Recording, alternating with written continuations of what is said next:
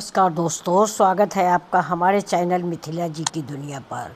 तो चलिए दोस्तों, आज मैंने पत्थर चटा का साग और चावल बनाया है। साग और चावल खाने में बहुत अच्छा लगता है। आप सबको किसको किसको ज़्यादा अच्छा लगता है? मुझे तो बहुत ही अच्छा लगता है, चाहे वो पालक का साग हो, चाहे सोया का साग हो, और चाहे ये पत्थर चटा का साग हो। इस साग को आपके यहाँ क्या बोला जाता है? आज हमें पता चला है यहाँ बागपत में साठा बोलते हैं, लेकिन हमारे यहाँ तो इसको पत्थर चटा ही बोलते हैं। और पत्थर चटा एक और होता है जो पत्ती से चलता है, उसको भी पत्थर चटा बोला जाता है। पत्थर चटा का साग खाने से आपके कैसी भी पथरी हो तुरंत गल जाती है। तो चलिए हम बना रहे हैं पत्थर चटा का साग। मेरे यहाँ पीछे ही हो गया है, बहुत साफ़ सुथरा हुआ है। पालक बोई थी, उसी पालक के अंदर ही पत्थर चटा भी तैयार हुआ है। तो चलिए कढ़ाई चढ़ा दिया, कढ़ाई में डाल दिया तेल। तेल में डाला मैंने लहसुन और प्याज। तो ये देखिए, हमारे यहाँ मायके में जब बनता था दोस्तों तो प्याज नहीं डाला जाता था, सिर्फ लहसुन मिर्चा डालता था।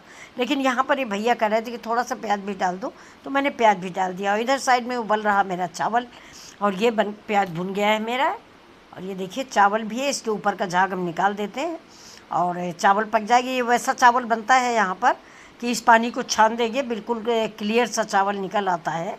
ये बासमती टुकड़ा है दोस्तों, बड़ा अच्छा चावल है खाने में। तो ये देखिए प्याज भुन गया है हल्का ब्राउन कलर का। ये अब इसमें कोई ज़्यादा मसाले हम लोग डालते नहीं हैं। आप लोग अगर मसाले डालते हो तो आप मसाले भी डाल सकते हैं, लेकिन मेरे कहने से एक बार आप लोग पत्थर चटा साग ज़रूर बनाएं। पालक हो या बथुआ हो, हमको तो हर साग से ज़्यादा ये साग अच्छा लगता है। तो ये देखिए इसमें मैंने डाल दिया है टमाटर। इन्होंने डाले हैं टमाटर। फिलहाल हमारे लोगों के यहाँ टमाटर भी नहीं पड़ता, हमारे यहाँ सिर्फ लहसुन मिर्चा और हींग, 3 चीज़ से छौंका जाता है ये। अब डाल दिया मैंने एक आलू, छोटी सी आलू कटी रखी थी तो एक आलू डाल दिया, और थोड़ी हींग डाली जो साग की जान होती है। साग में हींग बहुत ज़रूरी होती है, और हींग का स्वाद एक स्पेशलिटी देता है साग में। डाइजेशन में भी फ़ायदेमंद है और हींग स्वादिष्ट भी लगती है। साथ में डाल दिया नमक।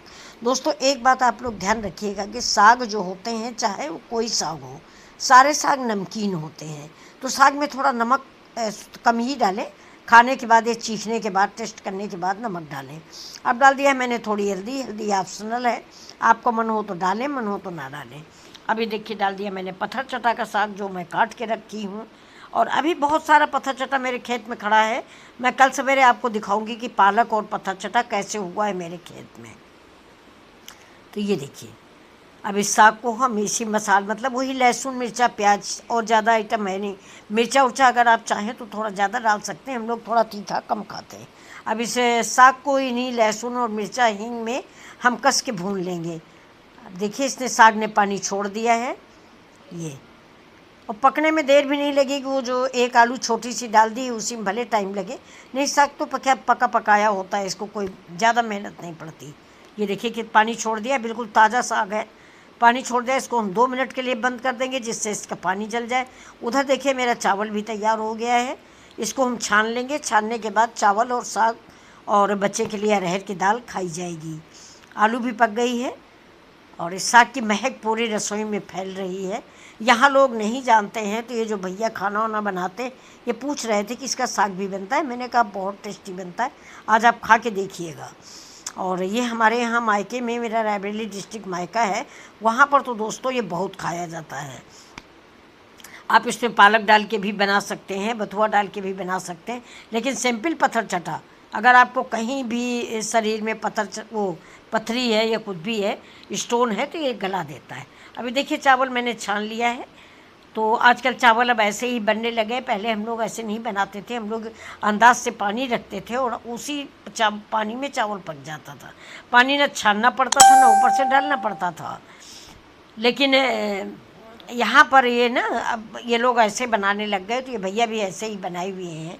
ये देखिए, तो ये चावल छन गया, ये देखिए चावल निकल आया साफ़ सुथरा। ये अब इसको हम ढक के रख देंगे। अब इसमें थोड़ा सा हम 2 चम्मच के करीब देसी घी डालेंगे, जिससे इस चावल में शाइनिंग आ जाएगी और एक एक दाना चावल का अलग हो जाएगा। दोस्तों आप एक बार डाल के देखो, हम पर विश्वास करो, एक बार आप डाल के देखो। चावल में 2 चम्मच घी बनने के बाद जैसे ही आप उतार के रखो, उसमें 2 चम्मच देसी घी डाल दो, और अगर हो सके तो थोड़ी पिसी इलायची। फिर आप देखो कि चावल बचेगा ही नहीं खाने को, इतना खुशबूदार और इतना सुगंधित और छिटका छिटका बनता है। बिल्कुल चमक आ जाती है चावल में देसी घी के डालते ही। तो ये देखिए, ये हमारे घर का घी निकला हुआ है, बन गया मेरा चावल। चावल को हम रख देंगे साइड में। देख लेते हैं साग भी उलट पलट के, ये साग भी पक चुका है। तो अब हम परोस लेते हैं खाने के लिए। देखिए साग और चावल, साग और चावल का कॉम्बिनेशन सबसे बेस्ट कॉम्बिनेशन है। रोटी से भी आप खा सकते हैं, पराठा से भी खा सकते हैं, लेकिन जितना चावल और साग अच्छा लगता है, मैं अपनी पसंद बता रही हूँ फ्रेंड्स।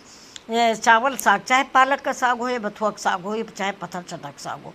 पत्थर चटा का साग या पालक का साग जब भी बनाए, इसमें दोस्तों लहसुन और मिर्च ज़्यादा डालें। लहसुन तो बहुत ही डालें, लहसुन और हींग, 2 ही तो ये साग बढ़िया बनता है। अब ये देखिए चावल अभी गर्म है, गरम गरम चावल और साग मज़ा दे देगा। सबसे पहले मैं अपने बच्चे को खिलाऊंगी। देखिए ये अपने हाथ से ही खाने आ गए, इनको स्पून की ज़रूरत नहीं है, चाहे जितना समझाओ, लेकिन नहीं, ये देखिए हाथ आए धुल लिए, यही बहुत बड़ी बात है। ये हाथ से खाएंगे, साग नहीं खाते हैं। देसी घी और नमक काला होता है तो उससे चावल इनको अच्छा लगता है। तो चलिए दोस्तों, आपको अगर मेरा वीडियो पसंद आ रहा है तो प्लीज़